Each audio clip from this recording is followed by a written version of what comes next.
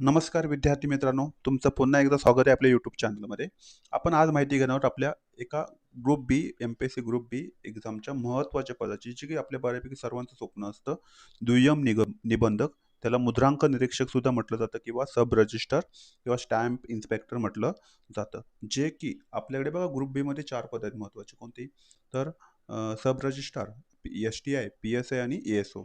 आता ह्याच्यामध्ये जर प्रेफरन्स टाकायचा असेल तर मुलं पहिला प्रेफरन्स देतात दुय्यम निबंधकला, ज्या की जागा कमी असतात, पण याचा स्पेस स्केल वगैरे काय असतो जास्त असतो. सो आपल्या ग्रुप बी मध्ये आपला एक आयडियल म्हणू शकतो की प्रेफरन्स कसा असतो ते सब रजिस्ट्रार पहिलं दिलं जातं, S T I 2 number, P S I 3 number दिला जातो मुलींसाठी म्हणू शकतो आपण हे, आणि ए एस ओ मुलं काय करू शकतात, पी एस आय पण वरती देऊ शकतात.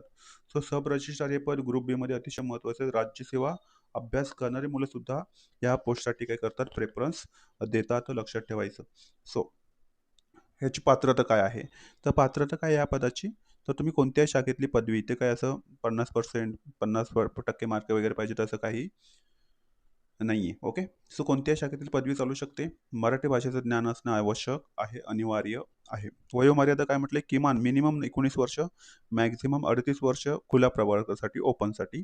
आणि ओबीसी वगैरे इतर कास्टमध्ये असाल, राखीव असाल, तर 43 वर्षापर्यंत ही पद तुम्ही एक्झाम देऊ शकता, की ही चांगलं आहे.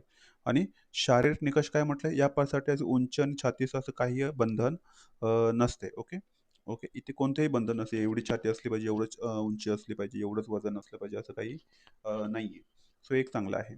वय पात्रता समजलेली आहे. पुढे निवड प्रक्रिया कशी होईल? तर 2 टप्प्यात होते. एक्झाम किती टप्प्यामध्ये होते? 2 टप्प्यात होईल. पहिली होईल तुमची पूर्वपरीक्षा, नंतर होईल तुमची मुख्य परीक्षा. ह्याला काय नसते तर मुलाखत नसते, हे महत्त्वाचं लक्षात ठेवा. सो 2च होणार. पूर्वपरीक्षा तुमची 100 गुणांची होती, ती आपण कंबाईन संयुक्त परीक्षा होती तुम्हाला. ह्याच्यामध्ये कमीत कमी एक तुमचे जर एवढा स्कोर असेल 60+ जो की सेफ स्कोर मानला जातो ग्रुप बी मध्ये, एमपीएससी ग्रुप बी मध्ये, तुम्ही डोळे झाकून कशाचे अभ्यास करू शकता, एमपीएससी मेन्सचा अभ्यास करायचा असतो. हे मार्क कसे असं सिलेबस कसा असतो आपण पुढे पुढे शेवटला डिस्कस करू, कोणत्या सब्जेक्टवर तुम्ही जास्त फोकस ठेवायचा. इतिहास आहे, भूगोल आहे, अर्थशास्त्र आहे, राज्यशास्त्र आहे, विज्ञान आणि चालू घडामोडी, गणित, बुद्धिमत्ता, जे की 20 क्वेश्चन असतात. इतिहासाचे 10 क्वेश्चन असतात, भूगोलाचे 10 क्वेश्चन असतात, बाकी प्रत्येकी 15-15 क्वेश्चन असतात. ओके, लक्षात ठेवायचं. ओके. सो 15 चोक 60, 60 आणि हे 20 होतात 80, आणि हे 20 होतात 100. असे तुम्हाला 100 मार्काचे क्वेश्चन असतात. ह्याच्यामध्ये तुम्ही फोकस चांगला ठेवायचा, कोणत्या सब्जेक्टवर लक्षात ठेवायचं. इतिहास, भूगोल, अर्थशास्त्र आणि राज्यशास्त्र, इथून टोटल 50 क्वेश्चन असतात. इथून 50 पैकी 40 क्वेश्चन करेक्ट आलेच पाहिजेत. मुख्य परीक्षा तुमची 400 मार्काची होते. त्याच्यामध्ये पेपर 1 असतो मराठी आणि इंग्लिश भाषा, पेपर 2 असतो सामान्य क्षमता, पेपर आणि नोंदणी, मुद्रांक कायदे, असं काहीतरी. पण याच्यामध्ये नाही, आता कंबाईन मुख्य जी परीक्षा होती ती, जी बाकीच्यांना पेपर असतो, पी-एस-आय, एस-टी-आय, तोच पेपर कुठे असतो तुम्हाला, तो ह्या नोंदणी कायद्यांचे वगैरे काही संबंध येत नाही. नकारात्मक गुण किती मार्काचा असतो? तर 0.25 1:4. वेतन भत्ते बघा, पगार खूप चांगला असतो याला, खूप म्हणजे खूपच चांगला आहे. वेतन स्तर आहे S14, 38,000 तुमचा 600 पेमेंट असेल बेसिक पे, आणि टोटल 1,22,800 या दरम्यान तुमचा काय असतो, पे स्केल असतो. इन हँड सॅलरी किती येते तुमची? 55,000 ते 65,000, डिपेंड आहे तुम्ही कोणत्या शहरामध्ये काम करताय. तर इन हँड सॅलरी एवढी येते. पुढे मग पदानुसार कशी वाढत जाते मी तुम्हाला नंतर सांगेन. सरकारी लाभ काय काय भेटतो तुम्हाला? महागाई भत्ता भेटतो, डिअरन्स अलाउन्स भेटतो, होम अलाउन्सेस भेटतो, वैद्यकीय सुविधा असतात, निवृत्ती वेतन असतं, आणि पुढे जाऊन जेव्हा तुमचं शेवटचं प्रमोशन असेल तेव्हा तुम्हाला एक बंगला सुद्धा भेटला जाईल, सरकारी बंगला दिला जातो शेवटच्या प्रमोशन. तुम्ही प्रमोशन कसे ते तुम्हाला नक्की सांगेल. ओके. सो कामाचं स्वरूप याच्यामध्ये काय काय आहे बघा. तर तुम्हाला ह्या पदावर असताना काय काम करावं लागतं? तर ह्या पदावर असताना तुम्हाला काय काम करावं लागतं? पहिली गोष्ट, दस्त नोंदणी. दस्त नोंदणी काय असते? घर असेल, जमीन असेल किंवा मालमत्ता खरेदी विक्रीचे व्यवहार असतात, हे सर्व आपल्याला करावे लागतात. मुखत्यार पत्र म्हटलं तर पॉवर ऑफ अटर्नी म्हटलं जातं, आणि भाडेपट्ट्यांची कायदेशीर नोंदणी करणे, हे कामं ह्या सब रजिस्टरला करावी लागतात. पुढे महसूल संकलन करणे, मालमत्तेचे मूल्यांकन करून अचूक मुद्रांक, शुल्क, स्टॅम्प ड्युटी सांगणे, तसेच नोंदणी फी गोळा करणे, हे काम ह्या पदासाठी असतं, सब रजिस्टरसाठी. विवाह विवाह विवाह नोंदणी अधिकारी सुद्धा म्हणून हा काम करतो. हे पद हे पद त्यासाठी आहे. विशेष विवाह कायद्याअंतर्गत, ज्याला आपण तो स्पेशल मॅरेज ॲक्ट, जिथे इंटरकॅस्ट मॅरेज केली जातात, अशा ॲक्टमध्ये तो विवाह अधिकारी म्हणून काम करतो. विवाहांची नोंदणी करणे आणि दाखला देण्याचं काम सुद्धा ह्या पदाचं असते. कामाचं स्वरूप काय असतंय? तर हे पद पूर्णपणे कार्यालयीन आहे, डेस्क वर्क आहे. कामाच्या वेळा निश्चित, फिक्स असतात. तुम्हाला कुठे ग्राउंड लेव्हलला जायचं नसते. तुम्हाला कार्यालयात राहून काय करायचं असतं? काम करायचं असतं. सो चांगलं आहे. प्रमोशन कसं होतं बघा, पहिल्यांदा तुमची जी निवड होते ती दुय्यम निबंधक होते. नंतर तुम्हाला सहजिल्हा निबंधक बनवलं जातं, थोडी वरची पोस्ट. ते जिल्हाधिकारी वर्ग याच्यामध्ये येतं. पुढे असते उपनोंदणी महानिरीक्षक, शेवटचं पद तुमचं डी-आय-जी असतं. इथे तुम्हाला बंगला वगैरे भेटला जातो, स्वतःचा गाडी असू शकते तुमची. ओके. सो बघूया पदोन्नतीचे कोणकोणते निकष वापरले जातात, काय कारण असतं की तुम्हाला पदोन्नती दिली जाते. तर एक सेवाकाळ सिनियरिटी, म्हणजे पहिली पदोन्नती तुमची किती वर्षात होऊ शकते? तर पहिली पदोन्नती प्रमोशन तुमचं होणार 8 ते 12 वर्षाचा कालखंड. समाधानकारक सेवा असेल तर पहिली निवडणूक तुमची, म्हणजे पहिली जे प्रमोशन आहे ते कमीत कमी 8 वर्षामध्ये पहिलं प्रमोशन होतं. ओके. दुसरं खात्यांतर्गत परीक्षा होतात त्यांच्या. महसूल आणि मुद्रांक विभागाच्या नियमानुसार खात्यांतर्गत पहिल्या परीक्षा उत्तीर्ण होणं आवश्यक आहे, तर तुम्हाला प्रमोशन दिलं जातं. आणि तिसरा एक क्रायटेरिया वापरला जातो, सेवेदरम्यानचे आर्थिक रेकॉर्ड जर तुमचे स्वच्छ असतील, तुमच्यावर कुठलाही भ्रष्टाचाराचा आरोप नसेल, ओके, तर तुम्हाला एक ते वार्षिक गोपनीय अहवाल उत्कृष्ट असावा लागतो, जो तुमचा दिला जातो. तर याच्यामध्ये तुम्हाला कोणतेही तुमच्यावर आरोप नसेल, तर तुम्हाला प्रमोशन लवकर भेटत आहे. आता पहिलं प्रमोशन होतं तिथे कोणत्या पदावर होतं? तर दुय्यम निबंधक श्रेणी हे पहिलं पद आहे आपलं, ज्यावेळी आपली निवड होते. तर तिथे सुरुवातीच्या पेमेंटला तुमचं पेमेंट असतं 38,600 ते 1,22,800. इन हँड पगार तुमचा अंदाजे 55,000 ते 65,000 येतो, जे कामं आता मगाशी म्हटली.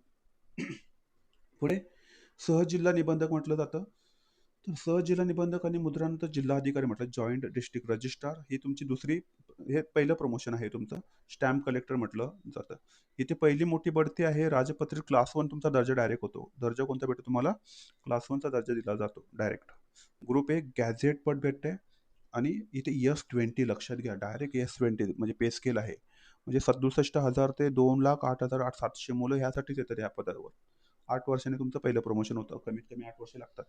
इन हँड सॅलरी तुमची 95,000 ते 1,10,000 ची की इन पाय, पुढे जर 8वा वेतन आयोग लागला, हेच पेमेंट तुमचे 1,50,000 लाखापर्यंत जाऊ शकतात. आणि शेवटचं प्रमोशन आहे तुमचं उपनोंदणी महानिरीक्षक, त्याला डी-आय-जी म्हणतात, deputy inspector of general of registration म्हटलं जातं. तर दुसरी उच्च पदोन्नती आहे ती वरिष्ठ वर्ग 1, प्रादेशिक पातळीवर नियंत्रण ठेवण्याचे काम करतं.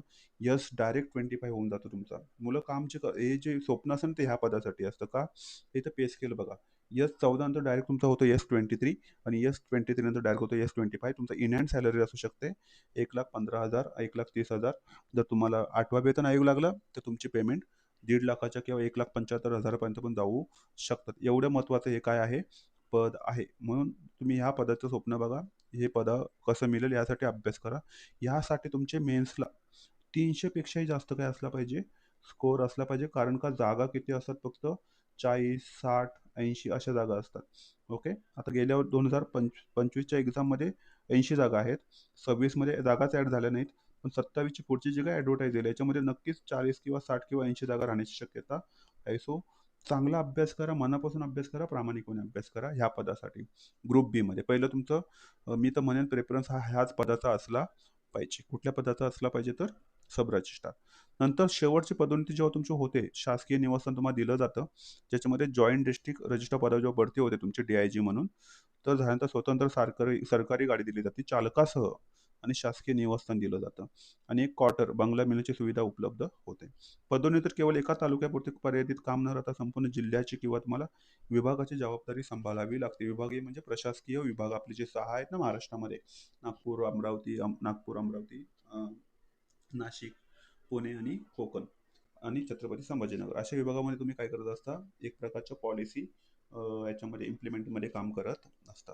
सो आय होप तुम्हाला सब रजिस्ट्रार पदाबद्दल माहिती मिळालेली असेल, त्याचं काय काम असतंय, तो कोणकोणती कामं करतोय, ही त्याची माहिती तुम्हाला पूर्ण मिळाली असेल. कामाचं स्वरूप समजलं ना, यांचं काम काय असेल, तर यांचं महत्त्वाचं काम मगाशी म्हटल्याप्रमाणे काय राहू शकतं? 1 मिनिट हां, चला.